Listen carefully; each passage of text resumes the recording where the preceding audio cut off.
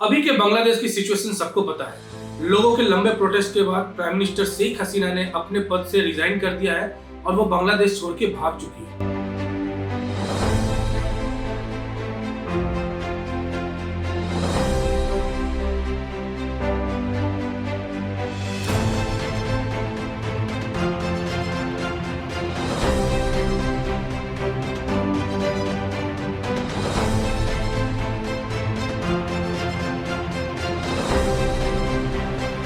In fact वो अभी India में है, लेकिन कुछ दिन में ही इंडिया छोड़ के वो किसी और देश में जाएगी। सिविल सोसाइटी के लीडर मोहम्मद यूनिस को एक टेम्पररी लीडर बनाया गया है बांग्लादेश में।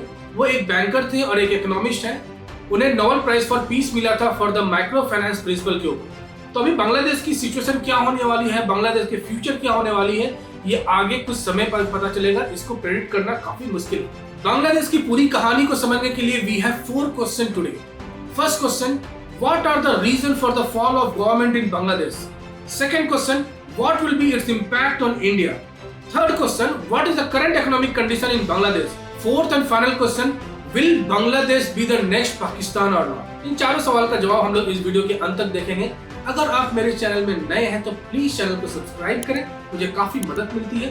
और वीडियो पसंद आए तो वीडियो को लाइक और शेयर जरूर करें। अब आते हैं हम लोग फर्स्ट सवाल के ऊपर, reason behind the Bangladesh government fall. Political turmoil का रीजन जैसा दिखता है वैसा होता नहीं है। जो रिसेंट प्रोटेस्ट बांग्लादेश में चल रही थी वो हो सकता है ट्रिगर पॉइंट हो, लेकिन आग पहले से लगी हो सकती है। मेरा ज्यादा फोकस रहेगा कि करंट प्रोटेस्ट क्या हो रही थी बांग्लादेश में, और मैं कुछ हिंट्स भी दे दूंगा कि क्या एक लॉन्ग टर्म रीजन चल रहा था जिसके कारण से बांग्लादेश गवर्नमेंट फॉल हुई। पूरी कहानी की इंपॉर्टेंट रीजन जो रिसेंट रीजन हुई है वो है बांग्लादेश कोटा सिस्टम।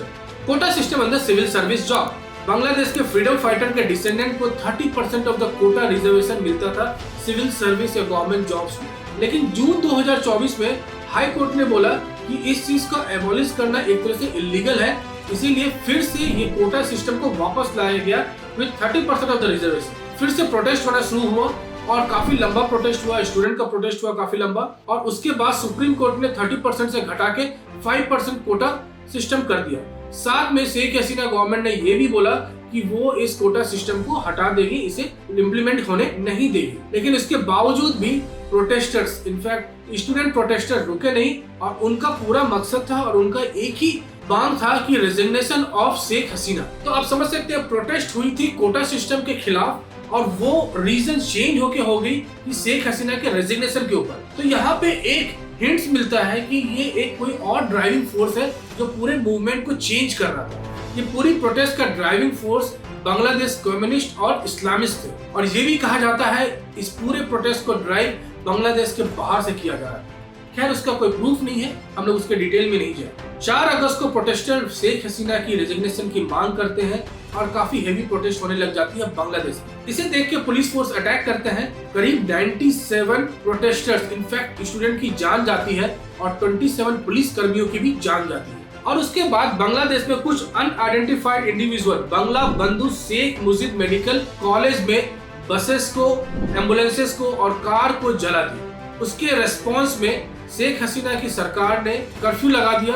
साथ में जितने भी कोर्ट थे उसके सारे सेशन को इंडेफिनिट टाइम तक बंद कर दिया गया, और बांग्लादेश में 5 अगस्त से 5 अगस्त से 3 दिन के लिए हॉलिडे घोषित कर दिया गया। 5 अगस्त को स्टूडेंट जो प्रोटेस्ट हो रही थी वो इस कर्फ्यू को रिजेक्ट करते हुए प्राइम मिनिस्टर शेख हसीना के रेसिडेंस की तरफ मूव करने लगे। सिक्योरिटी को देखते हुए आर्मी ने शेख हसीना को एक सेफ हाउस में मूव कर दिया गया, और 5 अगस्त 3 बजे दोपहर को ये न्यूज आती है शेख हसीना ने रिजाइन कर दिया है अपने पोस्ट से। तो वो अब प्राइम मिनिस्टर नहीं रही। शेख हसीना अपने सिस्टर के साथ इंडिया की तरफ फ्लाई कर गई और अभी वो इंडिया में है, और यहाँ से वो किसी और देश में मूव करने वाली है। शेख हसीना के रेजिग्नेशन और वहाँ से भाग जाने के बाद पूरे बांग्लादेश में सारे गवर्नमेंट बिल्डिंग को जला दिया गया। जितने भी पुतले थे उस सबको तोड़ दिया गया। म्यूजियम्स थे जो पुराने वाले वो सबको जला दिया गया, तोड़ दिया गया। पूरी तरीके से प्रोटेस्ट चल रहा था। एक तरह से लूट मार, अफरा तफरी, कंफ्यूजन पूरे बांग्लादेश में 2 दिन तक पूरा चला। शेख हसीना के रेसिडेंस को भी पूरा लूट लिया गया, सारे सामान को लूटा गया और तोड़ फोड़ मचाया गया। इसके अलावा मैं 2 रीजन देना चाहता हूँ जिससे पता चलेगा कि हो सकता है कि कोई बाहर एक्सटर्नल ड्राइविंग फोर्स हो ये पूरे सिस्टम या पूरे प्रोटेस्ट को चलाने। बांग्लादेश की जो सरकार, शेख हसीना की सरकार, हमेशा इंडिया से काफी क्लोज रही है। इंडिया की तरफ उसका काफी अच्छा नजरिया रहा है। बांग्लादेश हमेशा प्रेफर किया है इंडिया को किसी भी प्रोजेक्ट के लिए, और रिसेंट में न्यूज आया था कि बांग्लादेश $1 बिलियन का रिवर का प्रोजेक्ट चाइना को नहीं देके इंडिया को देने वाली है। सेकंड, जो मोंगला पोर्ट का जो प्रोजेक्ट होने वाली थी उसे भी चाइना को नहीं देके इंडिया को दिया जा रहा है, और ये जून में न्यूज है। इसके तुरंत बाद ये प्रोटेस्ट होती है। प्रोटेस्ट का डिमांड कुछ और था, प्रोटेस्ट एंड होती है किसी और डिमांड में, और जिस तरह का अफरा तफरी, कंफ्यूजन, मार काट चलता है बांग्लादेश में, ये पूरे सिनेरियो को देख के लगता है कि प्रोटेस्ट तो सिर्फ ट्रिगर पॉइंट था, कहानी कुछ और थी। इस पूरी कहानी का खुलासा, एक्चुअल खुलासा जो है, जो बाहर से जो भी ड्राइविंग फोर्स रही है उसका खुलासा शायद नहीं भी होगा कभी, ये तो आगे की फ्यूचर ही बताएगी, आगे की न्यूज़ ही बताएगी। तो ये था पूरा कहानी कि बांग्लादेश की गवर्नमेंट किस तरीके से हल की। अब आते हैं हमारे दूसरे सवाल के ऊपर। दूसरा सवाल था हमारा कि इसका इम्पैक्ट इंडिया के ऊपर क्या होगा। इसका इम्पैक्ट इंडिया के ऊपर काफी बड़ा होने वाला है, क्योंकि शेख हसीना की जो गवर्नमेंट थी वो इंडिया की तरफ काफी अच्छा झुकाव था। एंटी टेररिस्ट मूवमेंट में भी बांग्लादेश ने काफी साथ दिया था इंडिया के साथ। इकोनॉमिक कल्चरल रिलेशनशिप बनाने के लिए, इसको रिलेशनशिप को मजबूत बनाने के लिए शेख हसीना की गवर्नमेंट इंडिया के साथ काफी अच्छा टाइप कर रही थी, और ढाका और न्यू दिल्ली के बीच में रिलेशनशिप काफी अच्छा बनता जा रहा है। लेकिन ये सब चीज अब अभी खतरे में है। मैं ये नहीं बोल रहा हूँ कि ये सब चीज पूरी तरीके से खत्म हो जाएगी, हो सकता है कि अच्छी तरीके से डेमोक्रेसी वहाँ सेटअप होगी बांग्लादेश में, और चीज जैसा चल रहा था एज नॉर्मल चलता रहेगा। लेकिन ये अभी गारंटी करना काफी मुश्किल है जो पहले से चल रहा है। तो सारे चीज में प्रॉब्लम होने वाली है। जितनी भी गुड्स और लोगों का मूवमेंट है उसका रेस्ट्रिक्शन तो होने ही वाला है। जो भी ट्रांजेक्शन होती थी, जो बिजनेस होती थी इंडिया और बांग्लादेश के बीच में, उसमें भी फर्क पड़ेगा, क्योंकि 2022-2023 के बीच में इंडिया और बांग्लादेश के बीच में करीब $13 बिलियन का बिजनेस हुआ। बांग्लादेश इंडिया के कॉटन का सबसे बड़ा इंपोर्टर है।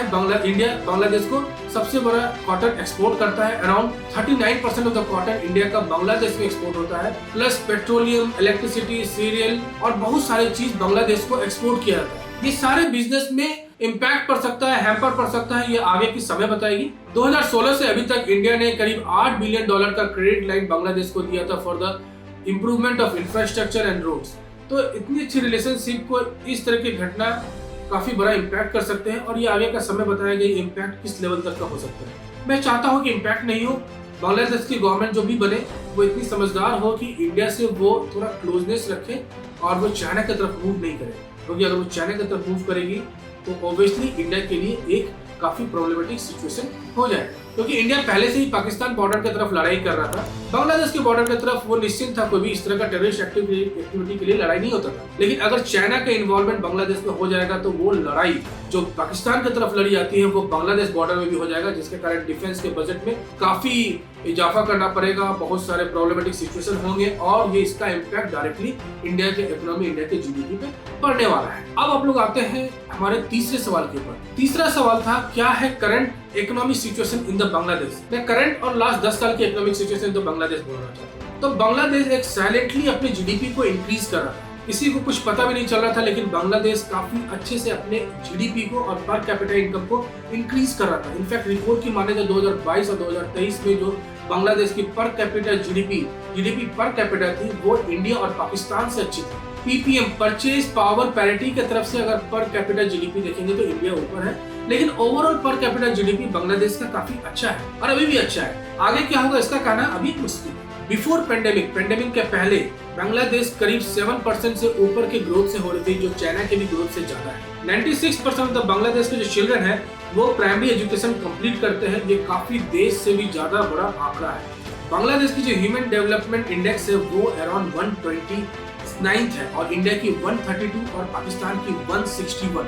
तो रैंकिंग के हिसाब से कंडीशन बांग्लादेश में रहना ज्यादा अच्छा है, लेकिन ओवरऑल मैंने भी जितनी कहानी सुनी है, जो रैंकिंग दिखता है वैसा होता नहीं है, और जो जीडीपी पर कैपिटा इनकम दिखता है वैसा वो एक्चुअल में होता नहीं है। मेरा उम्मीद है कि बांग्लादेश में जो अभी मैंने रिपोर्ट देखा कि बांग्लादेश की पर कैपिटा इनकम, वहाँ पे लिविंग स्टैंडर्ड अच्छी है, शायद ऐसा ही हो। लेकिन मैं कुछ ब्लॉग और भी देखता हूँ जिसमें पता चलता है कि बांग्लादेश में रहने की कंडीशन इतनी अच्छी नहीं है। ढाका को छोड़ के और सब जगह में लिविंग स्टैंडर्ड और कंडीशन काफी खराब है। लेकिन ओवरऑल इकोनॉमिक कंडीशन में काफी ग्रोथ हुआ था बांग्लादेश का। बांग्लादेश जहाँ से शुरू हुआ था और जहाँ तक पहुंचा है ये काफी कमेंडेबल है। पाकिस्तान को सरपास कर गया बहुत सारी चीज में, और बांग्लादेश अभी काफी अच्छे इकोनॉमिक सिचुएशन में है। इसीलिए बोला जा रहा था कि शेख हसीना की गवर्नमेंट ने काफी डेवलपमेंट का भी काम किया है बांग्लादेश में। लेकिन ये भी कहा जा रहा था कि शेख हसीना की गवर्नमेंट बहुत सारी चीज का अकाउंटेबिलिटी नहीं लेती थी। और इसके कारण से हो सकता है कि लॉन्ग टर्म टर्मोइल अभी पेंडिंग था या लॉन्ग टर्म प्रोटेस्ट होना बाकी था, इसलिए अभी हुआ। खैर जो भी रीजन हो, अब हम लोग आते हैं हमारे फोर्थ और लास्ट क्वेश्चन के ऊपर कि क्या बांग्लादेश नेक्स्ट पाकिस्तान होने वाला है। मेरे हिसाब से अभी के इकोनॉमिक कंडीशन देखें तो बांग्लादेश नेक्स्ट पाकिस्तान तुरंत नहीं होने वाला है, लेकिन future step of the Bangladesh decide करेगा कि ये नेक्स्ट पाकिस्तान बनेगा या नहीं बनेगा। कहा जाता है कि जो भी नई गवर्नमेंट आएगी बांग्लादेश में, ये श्योर नहीं है, बस कहा जाता है कि बांग्लादेश में जो भी नई गवर्नमेंट आएगी उसका झुकाव चाइना की तरफ ज्यादा रहता है। अगर चाइना का बेल्ट और रोड इनिशिएटिव बांग्लादेश में अगर घुस जाएगी तो बांग्लादेश श्योर डेट ट्रैप की तरफ चला जाएगा और वो नेक्स्ट पाकिस्तान तक श्योर जाएगा। अगर बांग्लादेश इंडिया से दूरी बनाएगा और चाइना की तरफ जाएगा तो ये 100% श्योर है कि वो एक नेक्स्ट पाकिस्तान बन जाएगा। और जिस तरह का प्रोटेस्ट और जिस तरह का मार काट हो रहा है बांग्लादेश में, अगर वो नहीं रुकता है तो वो एग्जैक्टली पाकिस्तान बन जाएगा, इनफैक्ट पाकिस्तान से भी बदतर हो जाएगा। ये देखने वाली समय बताएगी किस कंडीशंस में उसके वहाँ की गवर्नमेंट चलती है, वहाँ के लोगों का नजरिया क्या रहता है। मेरा विश्वास है कि बांग्लादेश के लोग अपने डेवलपमेंट की तरफ रुझाव करेंगे, अपने डेवलपमेंट की तरफ मूव करेंगे और मैं चाहता हूँ कि बांग्लादेश में पीस रहे, वहाँ के लोगों का ग्रोथ हो और वहाँ पे डेमोक्रेसी अच्छी चले और इंडिया के साथ अच्छी टाइप हमेशा के लिए बना कर रखे ताकि वो नेक्स्ट पाकिस्तान नहीं बने। तो आगे का न्यूज, आगे का स्टेप्स डिसाइड करेगा कि बांग्लादेश किस तरफ मूव करने वाली है, उसकी इकोनॉमिक कंडीशन किस तरफ मूव करने वाली है। आपको क्या लगता है कि एग्जैक्ट रीजन क्या है बांग्लादेश के डाउनफॉल के ऊपर और क्या बांग्लादेश नेक्स्ट स्टेप लेने वाली है? आप प्लीज कमेंट में पोस्ट करें। मैं जो भी न्यूज है, जो भी फैक्ट्स मैं बता रहा हूँ, ये करंट और जब मैं रिकॉर्ड कर रहा हूँ वीडियो उस चीज के अकॉर्डिंगली है। आगे फर्दर न्यूज में क्या होने वाला है वो चेंजेस हो सकता है। फिर मिलेंगे नए चीज और नए फैक्ट के साथ। प्लीज मेरे चैनल को सब्सक्राइब करें, काफी मदद मिलती है मुझे। लाइक करें, शेयर करें। तब तक के लिए take care, good bye and be happy.